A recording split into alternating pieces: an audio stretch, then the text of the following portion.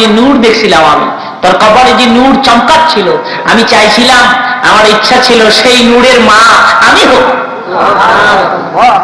সে নূর মা বলে আমাকে ডাকবে, সে নূর আমেনা নিয়ে গেছে।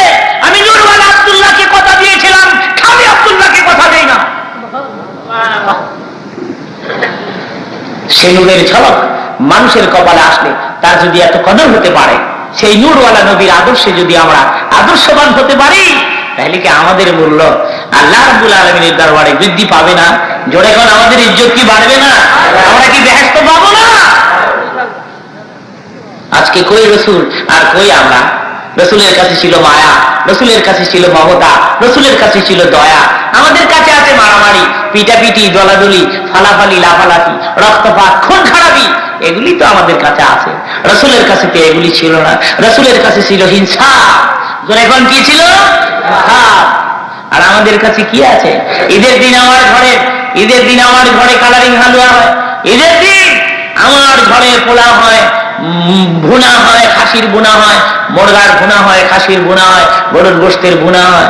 আমার ছেলের জামা আছে ডবল জামা, আমার মেয়ের জামা আছে ডবল জামা, জুতা আছে ডবল।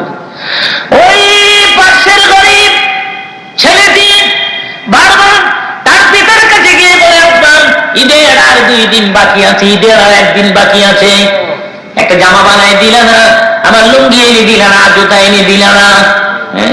ছেলেটা কাঁদবে, বাপ রাগ হয়ে গেছে, প্রত্যেকে দিব তোরে জামা বানাইয়া, পয়সা কামাই করি, ভাত জোগাইতে পারি না, অন্ন জোগাইতে পারি না, বস্ত্রের ব্যবস্থা কেমন করে করবো? ধনীরা, তুমি তোমার ছেলের ডবল জামা দিলাম, ডবল জুতা দিলাম, পাশের গরিবের খবর তুমি নিলা না। এরে ধনী, তুই তোর কপালে লিখে নাও, রসুলের সঙ্গে কিয়ামতের ময়দানে কোনদিন তোর হাসর হতে পারে না। তোর হাসর রসুলের সঙ্গে হবে না, তোর হাসর রসুলের সঙ্গে হইতো তুই যদি গরিবের খবর নিতি, গরিবের পাশে যাইতি, অনাথ মিসকিনের খবর নিতি, যাকাতের টাকা অঙ্ক করে বের করে পাশের গরিবের হাত পর্যন্ত পৌঁছাই দিতি, তবে তো ধনী রসুলের সঙ্গে তোর হাসর হতো। সুতরাং ধনী ভাইদের বলে যাবেন, পাশের গরিবের খবর নেন, দুঃখের খবর নেন, মিসকিনের খবর নেন। ভাঙা বাসন, ভালা বাসন হাতে করে আপনার কাছে যদি কিছু চায়, ধমক দিয়ে তাড়িয়ে দিয়েন না, কিছু না কিছু তারা ভাঙা বাসনের ভেতরে দিয়া তাকে খুশি করে দেন।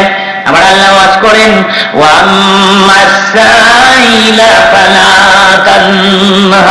কেউ যদি তোর কাছে কিছু চায়, ধমক দিয়ে তাড়িয়ে দিস না, কিছু না কিছু দিয়ে দে।